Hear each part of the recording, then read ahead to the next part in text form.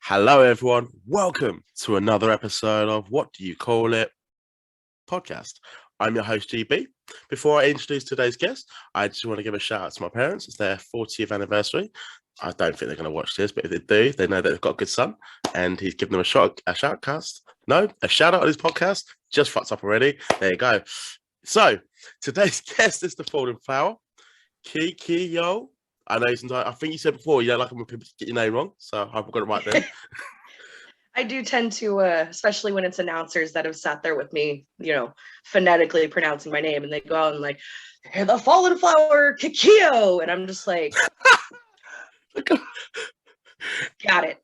I can understand. I think because you think about it so much, it's like, then it's like, yeah, I've got it. And then it just comes out completely different. So yeah, I'll defend the answer there. But if they keep doing it, then okay, you just are an idiot. So yeah. Pretty much, because I tell them, I'm like, look, it's Kikyo. Like, I'm gonna Kikyo ass if you screw up my name.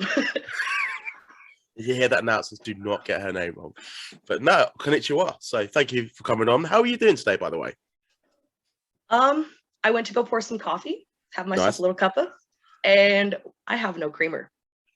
And the creamer I had was bad. So I'm like, all right, that's cool. I can do this. It's quite early for you. Yeah, I just realized the time difference at the time of recording. It is 9:30 a.m. on a Saturday, and I've been working for the last 2 weeks straight because I work a 9 to 5 shoot job, and then the last 2 weekends have been almost completely wrestling filled. So I wrestled, I think Saturday, and then I was off that Sunday, and then I worked, Monday through Friday. And then I had a show Friday night, Saturday, 4 hours away, Sunday, another hour away, and then drove back home Sunday night, worked Monday through Friday. And now I'm sitting here with you.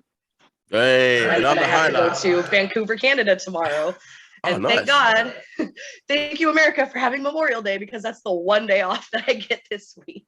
Bloody hell. So you are pretty busy at the moment then. No, but I do appreciate coming on, though. I know we were supposed to do it last week.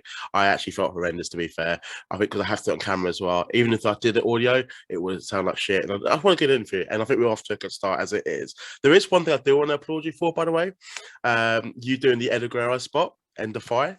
That was brilliant. Eddie Guerrero, for any listener out there, they know that he's one of my favorites of all time. Met him before he died. But so it popped me seeing you do it as well. So I just had to squeeze it in there. So, I mean, are you an Eddie Guerrero fan, by the way? Just by any chance? I mean, if you're not an Eddie Guerrero fan, are you even a wrestling fan at this point? I know, right? I can understand the kids who obviously were born after he passed and have only ever gotten to see the legacy that is Eddie Guerrero. But being an 8 or 9 year old kid, watching him smack a title, throw it to his opponent, be like, oh, he hit me. Like, what? No, you piece of crap. So, of course, the situation with Danica got really heated. Yep. She smacked me in the head with a can of water, which is kind of newer out here with cans of water, but she's hit me in the head with a can, and we got to wrestle a couple months later, and that's what ensued. She tried to cheat, and she still ended up cheating to win. She grabbed the ropes, and I still got to put my butt in her face, though, so that happened. I saw that. Yeah, gave her the old Kishi stink face. The fans pop for it, though. That's the main thing.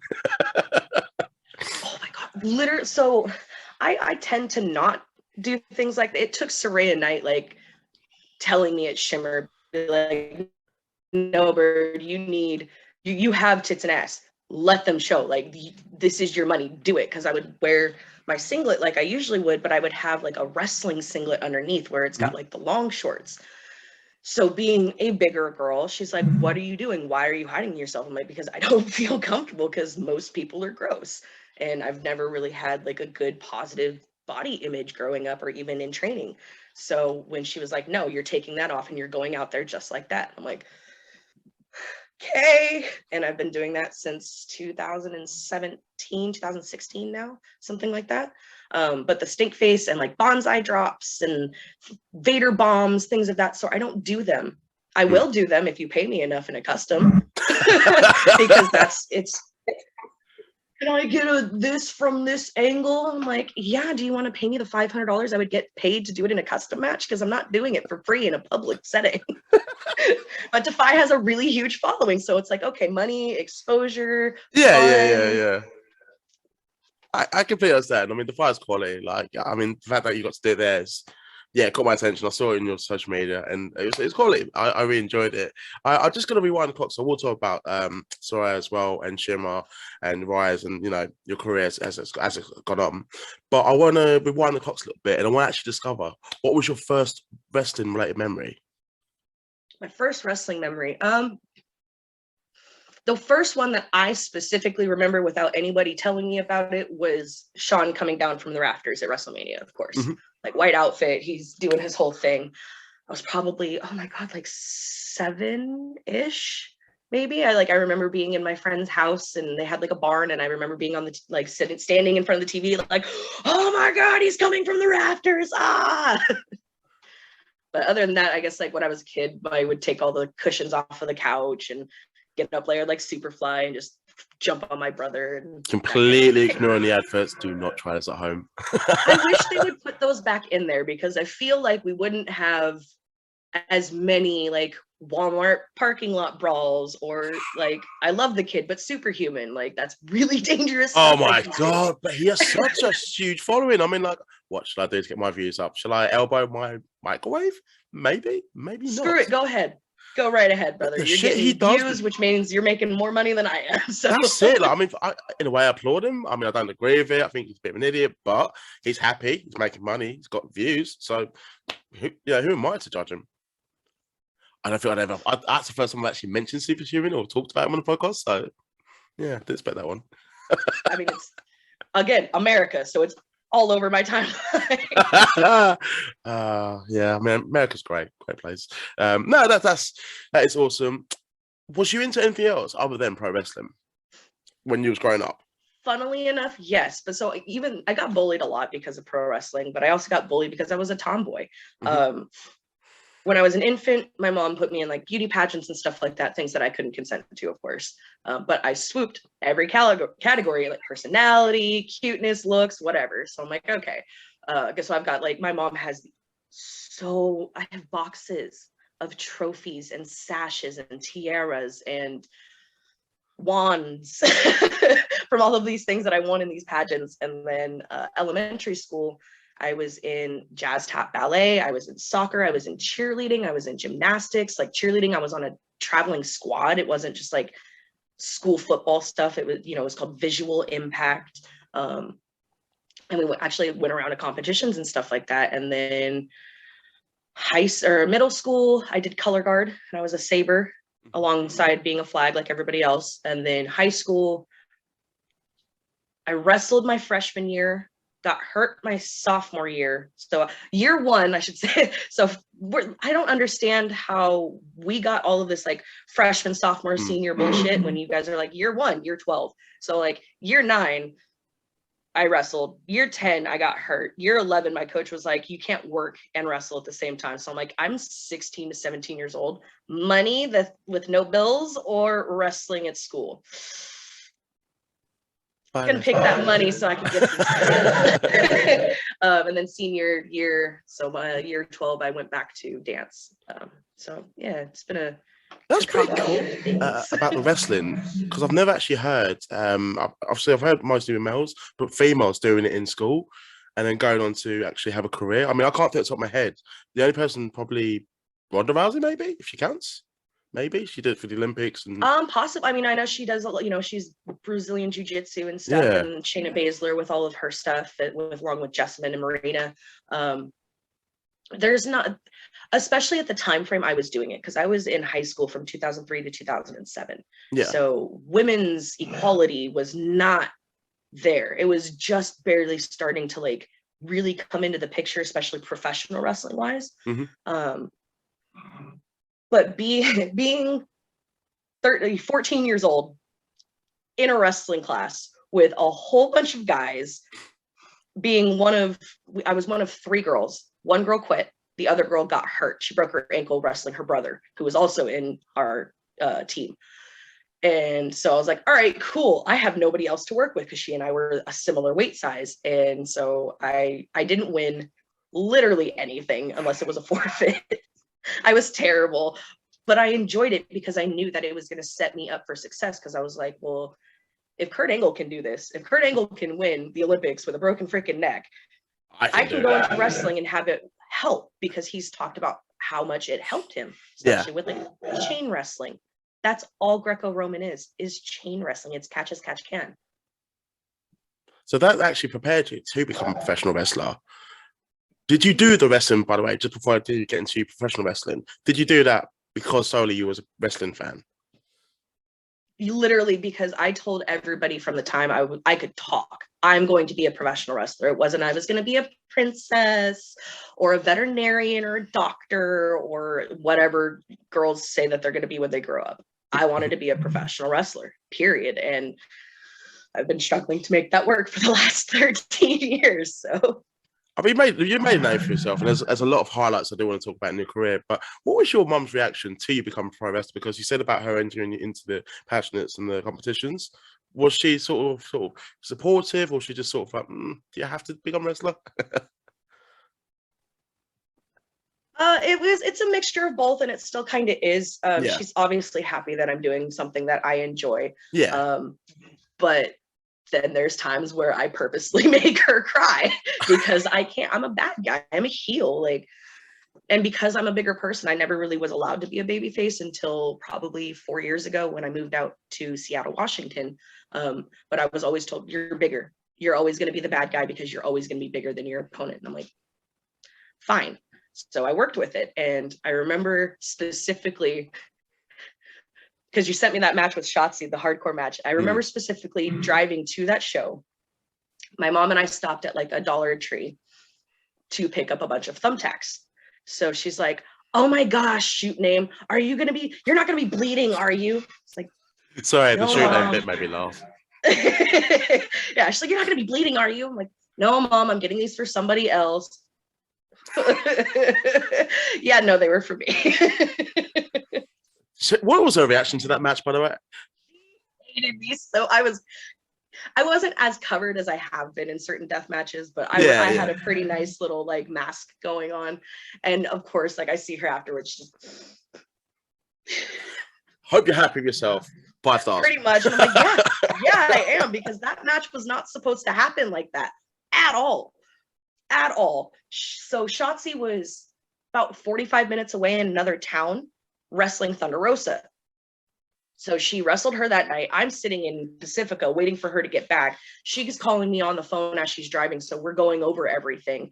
Yeah. We had maybe like 1 or 2 things planned. I mean, she and I had been wrestling each other for the better part of the last year. So I knew her moves and she knew mine. But we were supposed to be like first half main. We ended up being main event because that's when she got there. She got there during the semi-main, and we were like, she gives me this giant razor blade that's literally like this big, like an industrial razor blade with a big old metal handle on it. Yeah. And she like taped it all up except for this tiny little corner. She's like, Kikyo, look, I did it. And I looked at her and I'm like, give it to me. She puts it in my hand. I'm like, give me my hand. No, don't do that ever again. Bad Shotzi. Bad Shotzi. So I made her little one, like, this is all you need. Just this little tiny piece. Here you go. Tape it here. You'll be good. This is making me love the match even more now. So yeah, it was great. And then we went out there and had the match. The referee didn't hold the ladder for when she jumped off towards the end. Well, yeah, the table didn't break, did it? Yeah, so it slipped out from underneath her. She ended up like basically like ribbing and bouncing off of me. I am the table. Woohoo. Yeah, Botchamania. Yeah, I was going to squeeze it in. And so I'm laying there. I'm like, oh, I know, right? So I'm like, all right, crap. What do I do? So I roll off. I grab her by the head and I was like, move, poof. I smacked her head on the table and I put her on the table. So I start climbing up the ladder, and Goggles, thank God, holds that ladder. I was like 240 at the time. So yeah, hold that ladder, please. So I climb up the ladder. I get ready. I go for that leg drop. Boom, I go through the table. And I'm laying there in thumbtacks and broken table pieces. And I told the ref, I was like, hey, tell her to do this. And he's like, she already is. I'm like, what? So that's where you see me kind of sit up to see where she is. And immediately, boom, elbow drop happens. 1, 2, 3. It was actually an amazing match. I reached out to you yesterday. Like, I thought, okay, I'm going to talk about it today, but I had to. I thought it was brilliant. I even showed one of my mates it, and it was just superb. Literally, like swanton bomb to thumbtacks. You're both bleeding. It was just brutal, honestly. Like top rope suplex into the thumbtacks. You two were just proper going for it, and the fact that it was last minute. She just arrived. You're just preparing the blade before you go out, and the fact that you had that match. I mean, it's on YouTube. If anyone hasn't seen it, I would highly recommend it. It's superb, honestly. Brilliant match. I appreciate you. Right. I mean, if I do Dave Meltzer, 5 stars, yeah. But yeah, no, death match is fun. I like the hardcore stuff. It gives me life. But it was quality. But I actually want to go back to your training. When is it that you made your training? Because I know you made your debut in 2009. I hope I'm correct then. But it was in early 2009. So did you begin your training in 2008?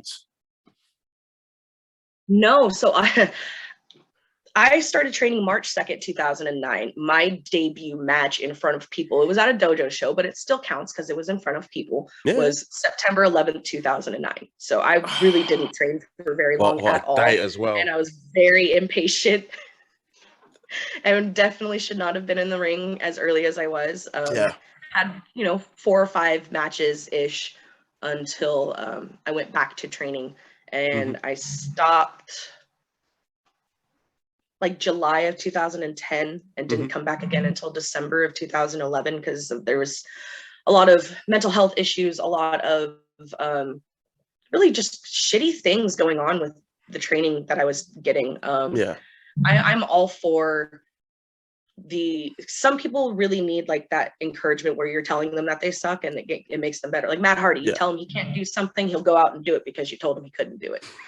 I don't work that way. I need that positive encouragement, and that was not what I was getting there. So I left, and then I came back like December of 2011, had my first match back February 26th of 2012, and I've been kind of going ever since. I want to ask about the name, because I said it in the beginning, obviously we had a little laugh about the announcers get it wrong, but the Fallen Flower, Kikyo, I just want to know, what is the inspiration behind it? So originally I started, here we go. I am the original Mandy Rose, people. My original wrestling name was my middle name. My middle name is Miranda Rose. My grandmother, Miranda, goes by Mandy.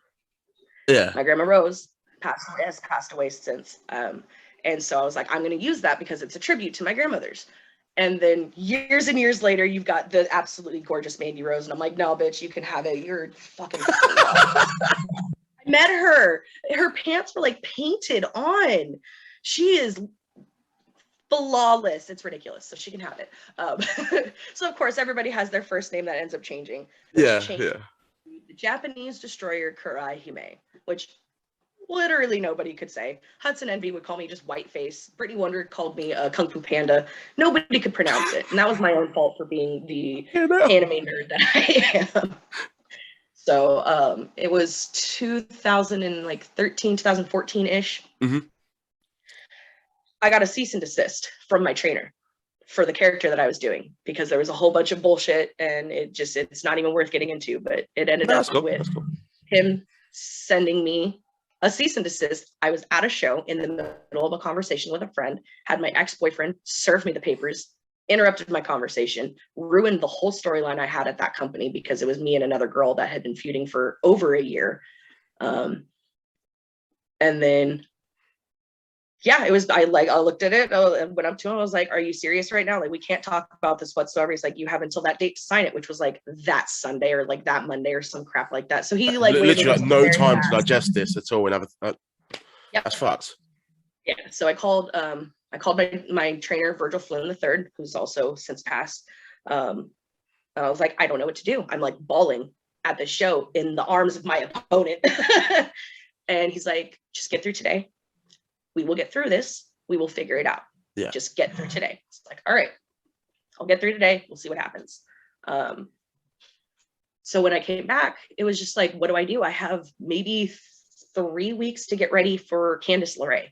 And I had only been wrestling, that's still it's just really screwed, man. Like, you're not Vince McMahon. You have no right to do that to somebody. Yeah. This is indie wrestling. That's shit.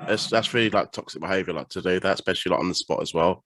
That is. Oh God, had this happened now and the speak out movement and everything, it'd be over. It'd be over. But this was way before all of that, where it's like, it's a boys club, nobody can say anything. I got, in trouble for saying stuff that I didn't. But when you're hearing like Dark Side of the Ring, like no sell it, like when Terry Runnels was like, getting flashed and stuff and treated like, like an object. And I'm glad wrestling is changing and stuff. And I do apologize that the story's kind of brought that memory up for you, as I didn't actually know. You know what? Most of the time I don't cry, but talking about Virgil always gets me because it's still really fresh. No, I mean, I'm sorry for your loss. I could tell like the impact he's had, and sort of talking. So yeah, if anybody doesn't know, Virgil Flynn III was on Global Force Wrestling. He wrestled. He wrestled Kushida. He had a triple threat with I want to say it was Kushida and PJ Black, and he was absolutely amazing and deserved everything that he had set up for him. And it was literally like he just dropped dead. He was 33 years old and just dropped dead. Jesus, same age as me. So he helped me actually really appreciate life. Yeah, he left 2 kids and a wife behind. So that's shit. Getting to watch them grow up is hard, and his son looks dead ass like him. So his legacy definitely lives on. That's for sure. And there's a lot of people in my area that keep his memory very, very much alive. As we are, we're talking about him in the podcast. I mean, I think there's going to be a few listeners out there that'll be like, "Oh, actually, I'll pause this. No, I actually want to see who it was and see if I can even find that match with PJ Black." Or any I'll definitely send it if I can find it, because I want to say it's everywhere, since it's Global Force and Global Force doesn't exist anymore. So, but yeah, he really helped me just kind of calm down and figure out what I can do. So we took my gear that I was wearing and cut it up and turned it into like a skirt that I could use just for the time being. And I'm like, well, what's my character going to be like? What's my name? I don't even have a name anymore, because I can't use the name. I can't use the outfit. I can't use the makeup. I was painting my face kind of like Sue Young with the white makeup. And I was doing like a no mask, and doing like the kabuki paint, where I was following all of the muscles. I really researched what I was doing and trying to make it not offensive, because I'm not Japanese. I am Indonesian, and a plethora of other things, but I'm not Japanese. And it's very much frowned upon for a gaijin to do something like that. So everybody always says, "Oh, well, your character's always you turned up to 11." Yeah, I've heard that a lot. Yeah. But when you're supposed to be a bad guy and you don't consider yourself, basically a piece of shit, it's really hard to be like, okay, well, who the hell am I? Because nobody's going to book me as a face out here.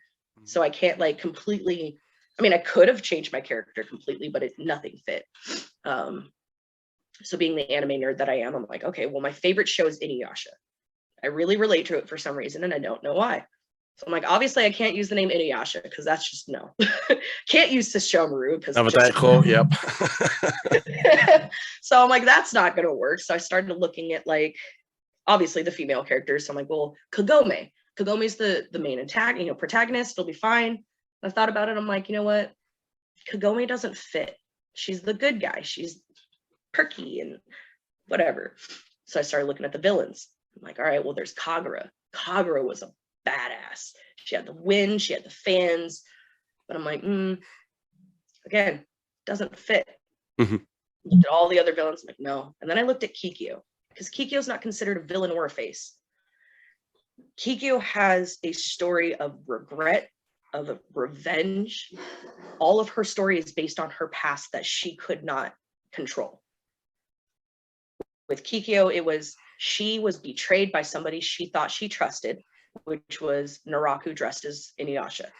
So she held on to this grudge to Inuyasha for years because she thought that he was the one who killed her.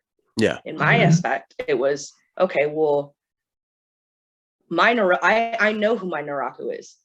And she found out later on in the series, of course, but I knew that my Naraku was this person. My revenge is going to be proving absolutely everybody wrong. You're never going to make it. You're never going to go to Shimmer. You're never going to go to Japan. You're never going to leave this state. You're never going to make it, ever. You're not good enough. Your attitude's not good enough. Oh, you can wrestle, but your attitude's shit. Okay? every single person that I've ever started training with, aside from one person in the second training class, are still around today. Oh dear, that says a lot, doesn't it? Speaks for itself. A little bit. And guess what I ended up doing? I ended up making my debut for Shimmer. I made my debut for Shine. And unfortunately, I didn't make my debut in Stardom because I tore my knee in the ring an hour before the show. But I touched Japanese soil. I touched a Japanese ring in Tokyo, Japan, in Shinkiba. That's heartbreaking. That is, fuck. I don't know how But to, I was what never else going to do worse. that, right? I was never going to make it there. Just that you was that close, literally in the country, an hour literally away. I had like one more move to go, and it just went, and I'm just like Because you actually had your knee reconstructed, didn't you? When you did do your knee, I had 90% of my gear on. I needed to put my shoes on, and I needed to put my pads on, and then we would have been good to go. I mean, have you had an opportunity to go back to Japan? I mean, I know it's a bit harder at that moment, but I mean, it was kind of go back to normal. But I mean, if you had the opportunity, unfortunately not, because so I tore my knee. That was July of 2018. Yeah. Didn't come back until August of 2019. I was back for about 6 months, and then the pandemic hit. And I had my last match like March 28th or so in Portland, Oregon. Yeah. And then everything got canceled. And so then I ended up re-tearing my knee a second time during the pandemic. Yeah. Don't have the best luck, do you? So inside story here, I tore it in training, but I said I tore it against Soo Young because why the hell wouldn't I? Guilt tripper. Yeah, so if you go watch that match between me and Soo Young, my knee is already torn. Yeah, so okay, so he was actually right, okay, yeah. Because I remember watching the match and she attacks you with your own knee brace. Yep. But then that was the story to like take me out, because I had when I got to my doctors and stuff, they're like, okay, so yeah, we have a date available this Wednesday for surgery. I'm like, whoa, I got some stuff to take care of real quick. Give me like a month. Can you give me a month? Let me just live with the pain just a little bit longer. I literally let me just get this match taken care of, because then I did the whole like, oh no, I have to go to the doctor. And then I went to I like saved the I like took pictures from when I had my appointments and like saved them so I could post them at that point. Love it. I had this whole thing planned, man. I love it. That's kayfabe. I love that. I mean, we've just ruined it now, but we've just ruined it now, though. And someone watched it like, she was injured. Also young. Oh man, it was great because like my partner at the time is sitting there recording it for me, and one of the boys comes up to him and he's like, "Dude, I think Kikyo was really hurt."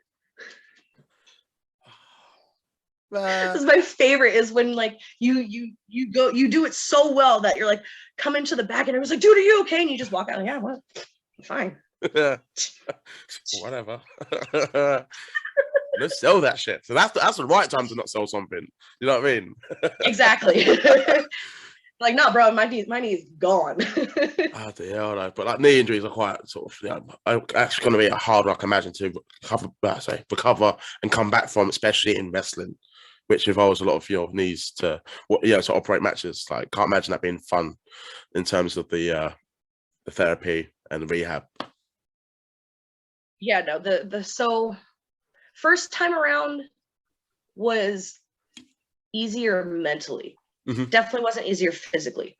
Yeah. The second time around was a little bit easier physically, but it was a lot harder mentally because everybody was like, oh, she tore her knee again. She needs to be careful, instead of listening to me when I say, I know I can do these certain things. I know I'm allowed to do these certain things, and I know how my body feels, and I need to be getting back into a certain situation. And everybody's like, no, just relax. And I'm like, y'all are making this worse for me. Yeah. Because this is already screwed up. That's quite patronizing, to be honest. To sort of, very much so. Go to training and everybody all of a sudden you realize that you're the odd man out in training, and you're like, okay, when I got here, there was an even amount of people, and now there's not. Yeah. And I'm sitting here in the corner watching everybody screw around and do nothing, when I'm like, all right, I don't need to get stronger at all. I don't need to make sure that I can still roll around. Like, I have It's gonna get you. I've been wrestling again for, where are we in May? So 5 months now. Mm-hmm. And I still have problems doing a front roll because of people telling me, no, go sit down. Oh, go relax. I can't do a fucking front roll. Like, what the hell? No, that's terrible. That's like beginner It's that shit. confidence, like especially you had those injuries in both knees. Like it's just, well, that and the mobility factor is not there because I wasn't doing that stuff. So now it's just taking a lot longer and it's a lot harder to do because now I'm back wrestling. Thankfully, I am a face in certain areas, so it's a little bit easier on my body, but at the same time, it's not. Because everybody's like, yay, you're back. You're a good guy. And I'm like, yeah, but being a heel is so much easier on my body because I control the pace. yeah. If I'm tired, I can kick you in the face and be like, sell it for a bit. I need to get my breath back. I'm fat. I'm sorry. I just want to go back to, sorry. You're good. I just want to go back to what you said about Shimmer. Top promotion. I've actually had Valentina Loca talking about her time in it as well, and Rise as well, because I know they're affiliated. But I want to speak about your time in Shimmer, because I know you got to work with a few big names: Madison Rain, Chelsea Green, Tasha Stills, and fellow British Britman, well, Brit woman, if you want to say whatever. Sorry, Brookside. Got to be correct in 2022. But yeah, I just want to ask about. Just assume Zaya's gender. GB. I'm going to get kicked off on my own show. I just want to ask you, how was Shimmer? I mean, it's a very well-known company, especially for producing top-notch women's matches. So I want to hear about your time. Oh, my time at Shimmer was amazing. The amount of things that I learned, because so growing up in California, there really wasn't a lot of women where I was at. 2009, when I started, it was Christina Von Eerie and Candice LeRae, and that was about it. They had California and most of the women's division on the West Coast like locked down.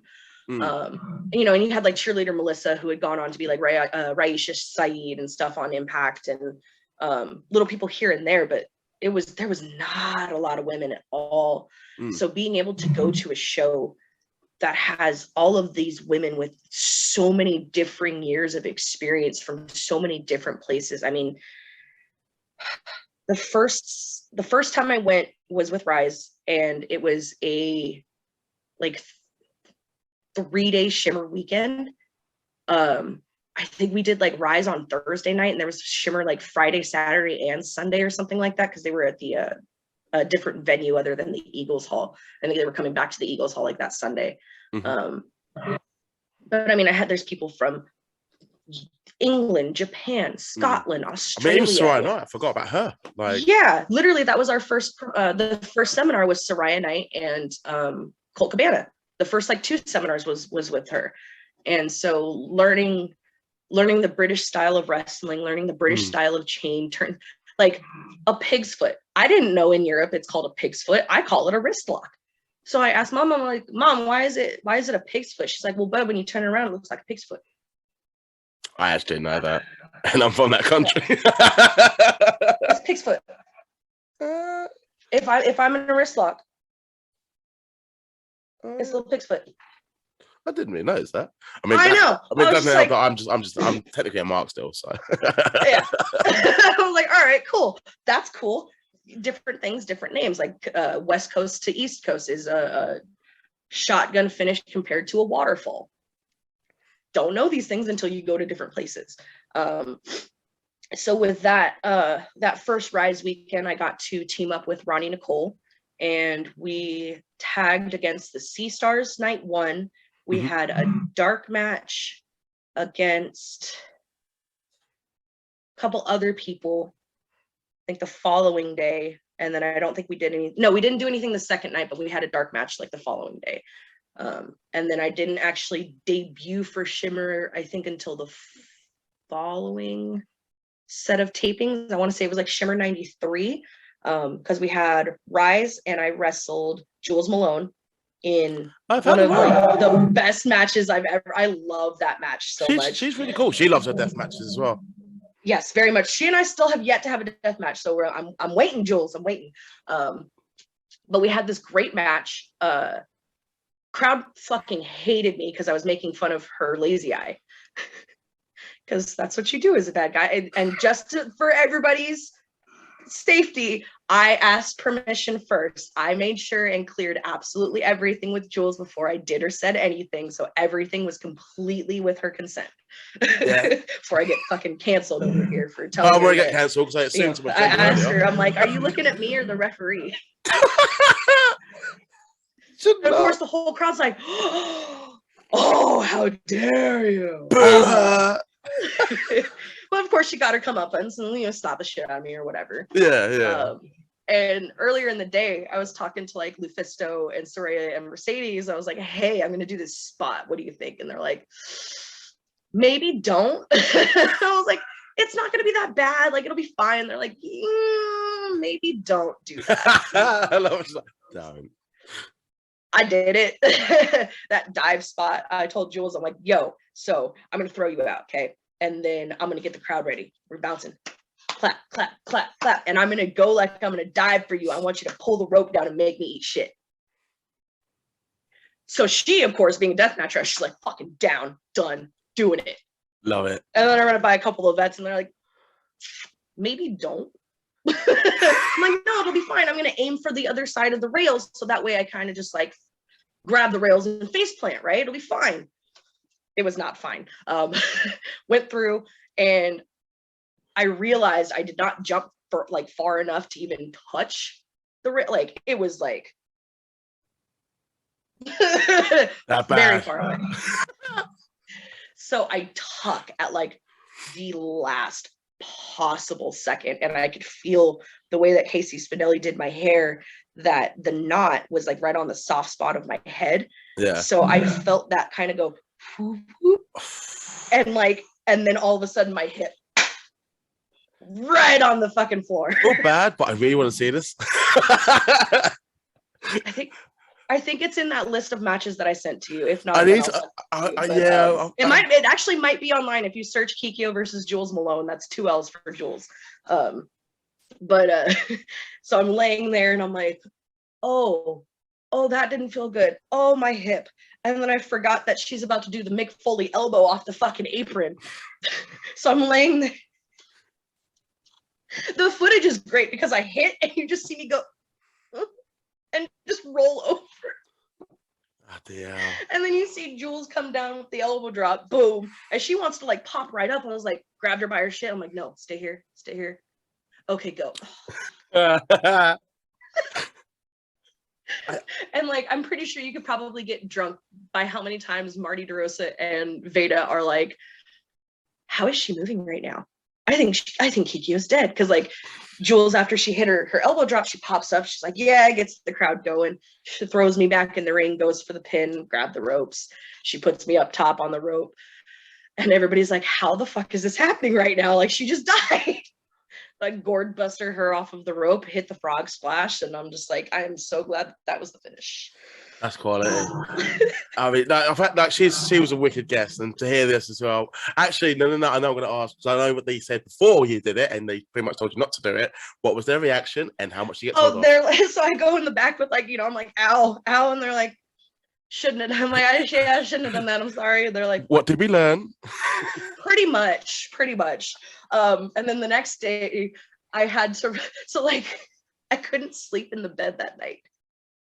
I had to lay on the Motel 6 like hardwood floor to straighten out my spine and my hips because I couldn't like sit down and breathe at the time. I had to like stand up in order to breathe. So I'm like, I wake up the next day, I'm like, okay, yeah, I'm definitely sore. That was definitely stupid. I'm slightly limping, but it's not like super, super, super bad. Yeah. And I walk in and they're like, okay, well, you're wrestling Aja Pereira in a dark match. I was like, fuck yeah. Oh God, I hope I can move. I ended up having a really good match. The one and only time that Aja ever got to, like that I ever got to work with her before she got picked up as a referee. Mm-hmm. And then a clip of that got onto the Vice documentary for the women's wrestling when they did a video for Shimmer, and they were, I think, the same episode they did like Fred Yehi or something like that. But that made it onto TV, so that was kind of cool. And then the following day, I walk in and Kevin Harvey's like, "Congratulations, Shimmer roster." Like, Kevin, don't fuck with me right now. Like, you don't understand. Don't do this. Don't fucking lie. He's like, no, you're on the roster. I'm like, okay, Kevin. He's like, go look at the card then. Match 2, Jessica Havoc versus Kikyo. On the card, not the dark match, on the fucking card. But that bump was actually probably a blessing because they might have like appreciate the fact that you still continued and worked another match. Probably. It was a mixture of both, just because like and probably laughter as well, just because they told you not to do it and you did it. Well, it was part of the original Rise roster. It was me, Shotzi, Britt Baker. Basically everybody that went to Japan was like the original Rise roster. And Shotzi had already debuted like 2 or 3 shows ago. Angel Dust or Zoe Sky now had debuted already. Obviously, Britt Baker and Chelsea Green and people of that caliber were already there. But Deanna was on that one as well, wasn't she? Or am I wrong? Deanna? Deanna Peraza was in. Those are all like everybody from Shimmer. Like they all came from Rise, and it was a great opportunity for women's wrestling. And it sucks that it's gone now. But shit happens. But it had an impact in terms of like where women wrestling is now. It's kind of my introduction. I mean, besides the women's revolution in WWE, I'm not gonna. There was a bit of a pyramid, it didn't stick at the moment. But in terms of like the women becoming, well, I mean, all the girls got to go out to England, and I'm sitting here at home just like talking to someone from England. Hello. Well, yeah, because they brought all the girls over. They brought like 4 or 5 girls over, and I was like, oh, that's cool. Because like I got asked about it. Like, do you have a passport? I was like, right here, it's ready. And then nothing. And then all of a sudden, all of these posts are happening of like, hey, so-and-so's going. And I'm like, oh, you could have at least told me, hey, don't get your hopes up. Yeah, just like, like, hey, by the way, sorry I asked, but you're not going. Oh, wicked. Okay, that's a nice looking passport. See ya. Pretty much. But I got to go to the Japan tour. That we call that the cursed Japan tour because only 2 out of the 6 made it out unhurt. Oh, really? So you wasn't the only one that got hurt? So it was supposed to be Delilah Doom, Shotzi Blackheart, me, Zoe Sky, Britt Baker, and Kylie Ray. 3 weeks before the show, Delilah Doom breaks her ankle. A week before the show, Shotzi breaks her ankle. The day of the first show in Japan. So this is now only 4 people that have been able to go to Japan that have landed and touched down in Tokyo. So that's, me, Britt Baker, Zoe Sky, and Kylie Ray. I tear my knee day 1. Second show of the week. Oh, who's the last one down? Oh, this is bad. Last day, or not the last day. Well, it was the last day for her. So show that Friday at Corkin Hall. Kylie Ray breaks her collarbone, which started the whole like. There's curse, and there's just like you guys are just fucked from day 1, like.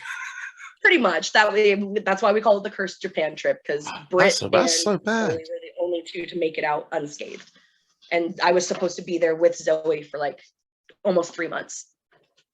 I didn't realize it was that long as well, and I think I can tell you had your you had your hopes up just to go out there and just explore and get that. Oh, I hobbled. I made sure that I did something while I was there. Like I had so many plans to go to like different parks and like meet up with certain people. Like I was supposed to meet up with Nyla Rose while I was out there because she and I were out there at the same time. Oh, cool. And like then I ended up finding out that there's a freaking Totoro like Studio Ghibli amusement park that was not even that far from where I was staying, and I'm livid. Any Japanese promoters out there? Yeah, why did you go so bad? You just honestly, I think the best way to sum this interview up, and I mean, I've got like a few more questions, but then it's just you are genuinely unlucky. Oh yeah. Oh, my life is a Netflix. I could turn like even just like setting my career aside, that is one Netflix series on its own. My life is a whole other like documentaries Netflix series on its own. If you were to have your own Netflix, right, on the spot, if you were to have your own series, who would you get to play you? Viper, Dewdrop. Oh, right. I was thinking actress. Oh, WWE. Yes. I forgot Dewdrop is still her name. Either that or like, because she would be the wrestling portion of my life. Yeah. Other than that, it'd probably be like Rebel Wilson or like Melissa McCarthy. Oh, I watched that film. I actually watched it with her, so I just got to mention it just because it was so bad. Thunder Force. Oh, you know what? I haven't watched that. Have you watched the Happy Time Murders? Because that was actually No. like pretty funny. It's like Muppets. Oh no, I forgot the name of it. Yes, I have watched it. And she's Yeah, that one. I it was weird. Didn't hate it, but didn't love it. Didn't hate it, but it was it was very entertaining. It was there. There's some scenes I was a bit like, oh, okay, yeah, a bit much, but yeah, it was okay. I mean, like Bridesmaids, I will always like cherish that and her performance in it. Like, it's just, I know technically it's a rom-com or chick flick, that's still a term, whatever, but it's so fucking funny. I've watched it like 3-4 times. Like, chick flick, whatever. Like, I feel like crying. I'm gonna go watch The Notebook or something. I don't know. I've never actually seen The Notebook, so I watched half of it, and it's just pretty boring. Every time I've tried to turn it on, like I had the DVD at some point, wouldn't work. Anytime else I've tried to turn it on, something happens. I'm like, I guess I'm just not meant to watch this shitty movie. What a shame. Can't see Ryan Gosling. Darn. Oh no, Rachel McAdams. My life is ruined. Like, I can go watch her in fucking Mean Girls or something. Mean Girls is another film that's really good. I really like it. I've got a bit of a crush on Tina Fey. I know, not many people can understand why, but I think she's. You know what?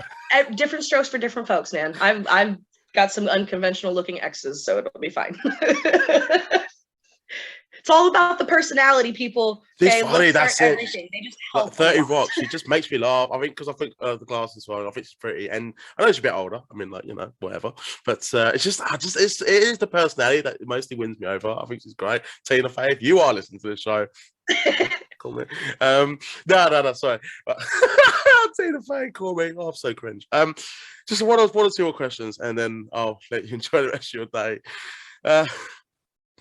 There's actually one person I want to mention, just because she never really gets talked about a lot, Muslim, Luna Vachon. I think that in Dark Side she had an episode, but I think up until that, like, you don't really hear much of one, which is an absolute shame, really. Criminally underrated. And yet she won the Luna Vachon Cup, wasn't it? Was it the Cauliflower Cup? Yeah, so Vendetta Pro Wrestling, while they were still around, they would do a yearly Luna Vachon Battle Royal. Or like it was either a battle royal. One year it was a gauntlet. That particular time I think was also I think it was just like a multi-man match at Cauliflower Alley Club. And I think I've been in like 3 or 4 of them. And it really does mean a lot to me, because I also came up alongside Gangrel, who was married to Luna for a number of years. Oh, cool. And yeah, he was always my original trainer at the time would always book him for shows, so I'd see him all the time, and of course I'd ask him questions about Luna, and he voluntarily will talk about Luna, because it's just that's his heart, that's his angel, and her name was Angel. So it's really heartbreaking when like her anniversaries come around and you see his posts and stuff, and it's just it hurts, because she was such a beautiful person. And if you watch like the Dark Side of the Ring on Luna, like those are all the stories that Gangrel would talk about all the time. I didn't realize she had like a lot like deeper issues. Yes, like, she had a lot of mental health issues that, unfortunately, the time that she was alive, there was no help for her. No, wasn't taking her seriously. Yeah. No, not at all. You were just a psycho woman. You know, oh, she's probably on her period or something like that, or she probably broke a nail, or what have you. And especially a woman in wrestling at the time, like. She was one of very few women who did intergender wrestling in WWF. Yeah, with Bam Bam against like the Doinks and Goldust. It was her and Goldust would go against the Doinks and stuff like that. Yeah, and Mark Mero and Sherry were trailblazers when it came to working with people who weren't always women. Yeah.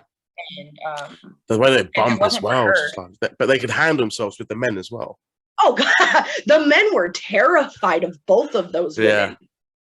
Because they hit hard because they had to. When you're a woman in wrestling, like it's changed a lot now. It used to be you got your ass beat and you took it and you hit back twice as hard, because if you didn't, you got beat up more. And that's just how wrestling works for most people. You have to thicken your skin. You have to thicken everything. So to have people like Luna to look back on and pull from is invaluable. Like it saddens me that there's not more footage of when women were around in those days, when you know, because like we had Glow, but Glow had its own situation going on, whether you had Ivory and Jacqueline in there or not. Those were the girls that helped those other girls learn how to wrestle and stuff like that. But I want to see the footages from the, you know, matches where it's like Sherry Martel on a card with somebody like Bobo Brazil or some shit like that. Like you don't have that footage anymore. I mean, it's so rare for them to like be on pay-per-view. Like I think it didn't start with pay-per-view. It was like Alondra Blaze in Medusa and like Borna Kana. And like she was amazing. Look, loved it. I think you said you inspired, weren't you, because of the like we want to talk Bull Nakano. You want to talk my mom?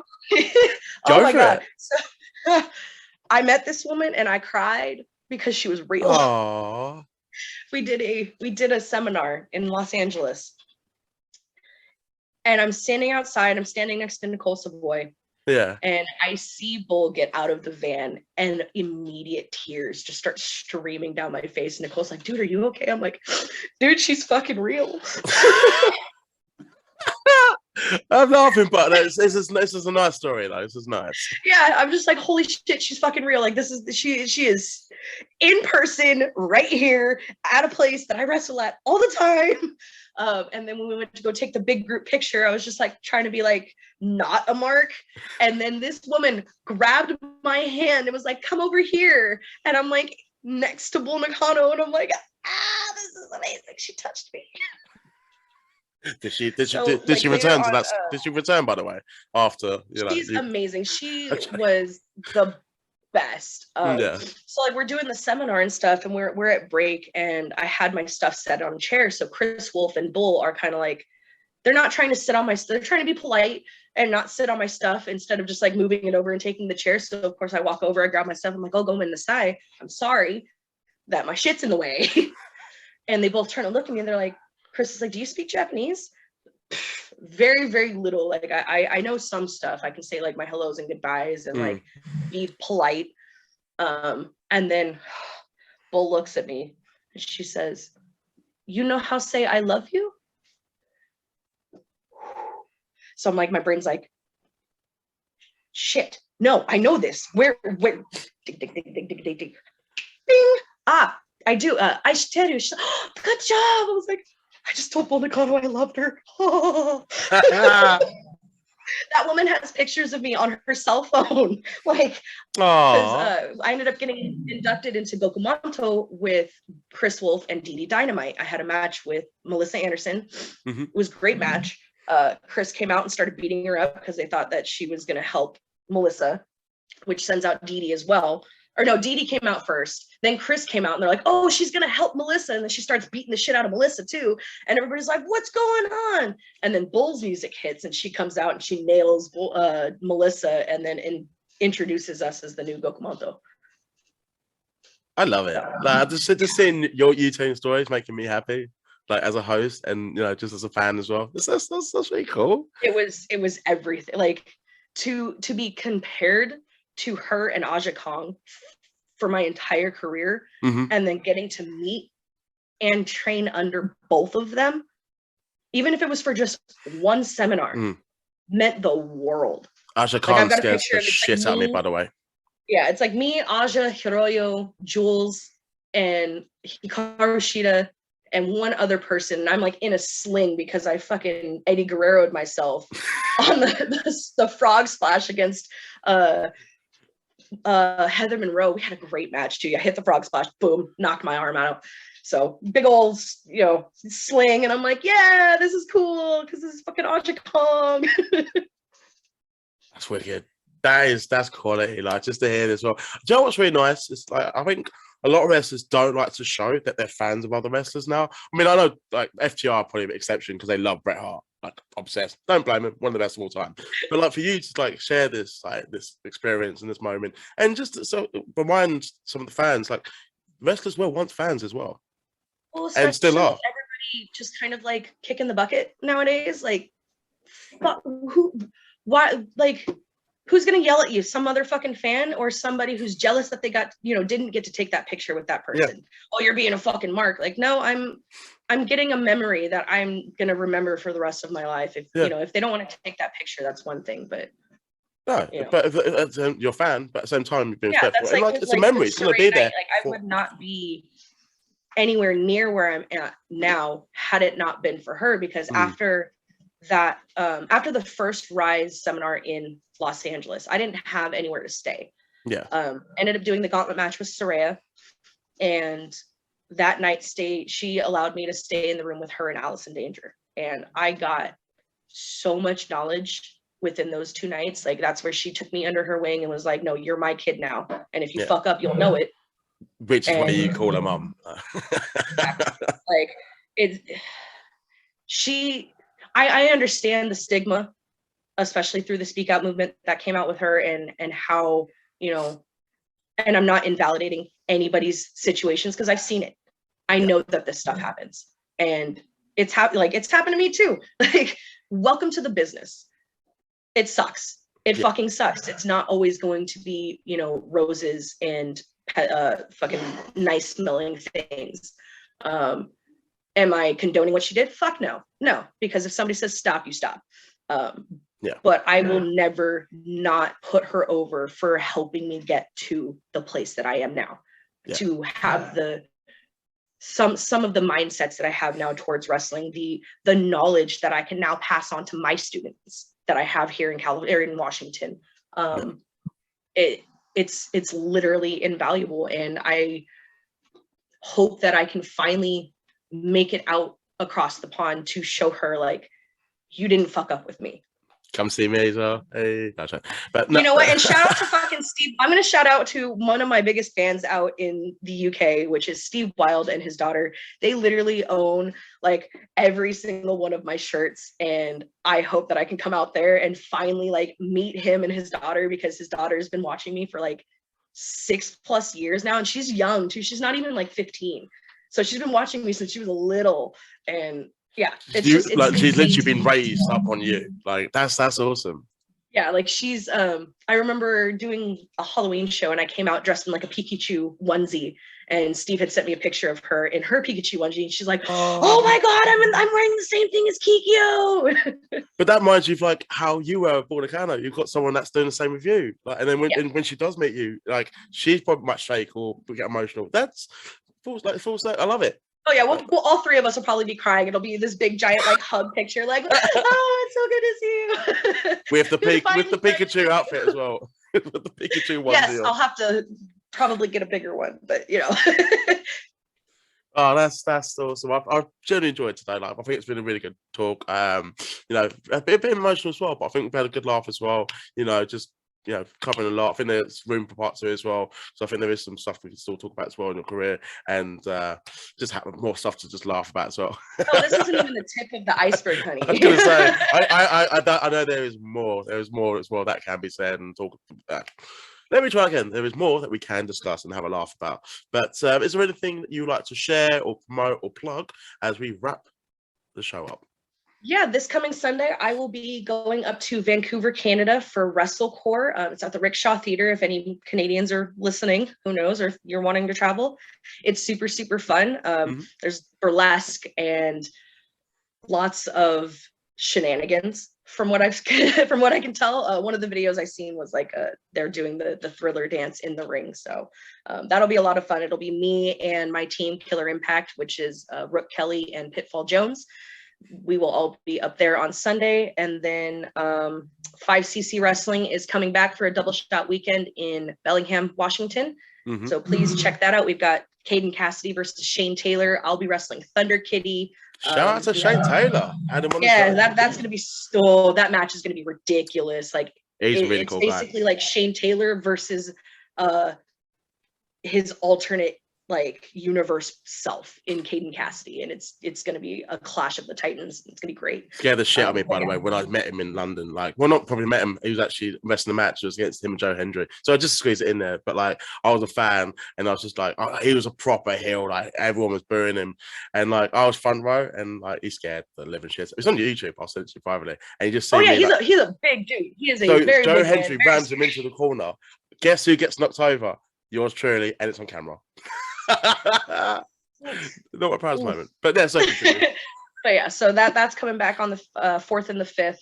Other than that, all of my social media, Twitter, Instagram, TikTok, OnlyFans, all of it is all at Fallen Kikyo, FALLENKIKYO. Thanks, Jeff Jarrett.